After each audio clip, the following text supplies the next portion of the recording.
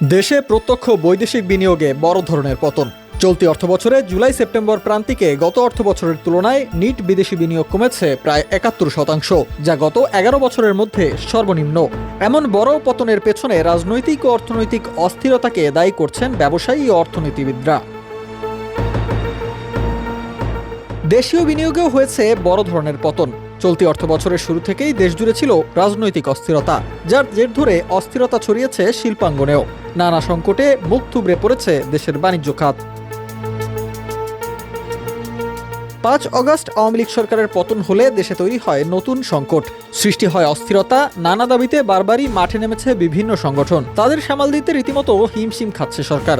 শিল্পোদ্যোক্তারা বলছেন, রাজনৈতিক অনিশ্চয়তা ও আইন শৃঙ্খলা পরিস্থিতির কারণে বিনিয়োগের কোনো পরিবেশ নেই। পাশাপাশি গ্যাস বিদ্যুৎ সংকটের ধারাবাহিকতায় ইতোমধ্যেই বন্ধ হয়ে গেছে অনেক কারখানা।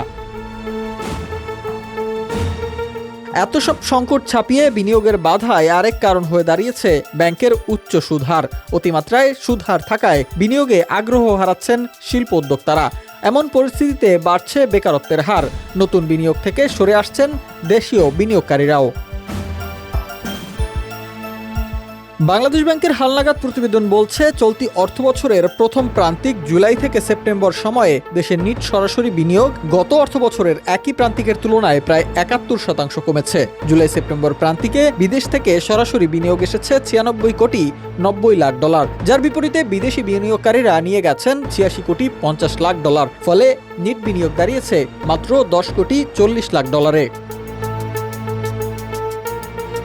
এমন অবস্থায় পরিসংখ্যান ব্যুরোর সর্বশেষ তথ্য বলছে, দেশে বেকারের সংখ্যা এখন ২৬,৬০,০০০-এ দাঁড়িয়েছে, যেখানে আগের বছরের একই সময়ে দেশে বেকার জনগোষ্ঠী ছিল ২৪,৯০,০০০। অর্থাৎ গত বছরের একই সময়ের তুলনায় বেকার বেড়েছে ১,৭০,০০০। তাই এমন পরিস্থিতিতে উদ্বেগ প্রকাশ করেছেন দেশের অর্থনীতি সংশ্লিষ্টরা।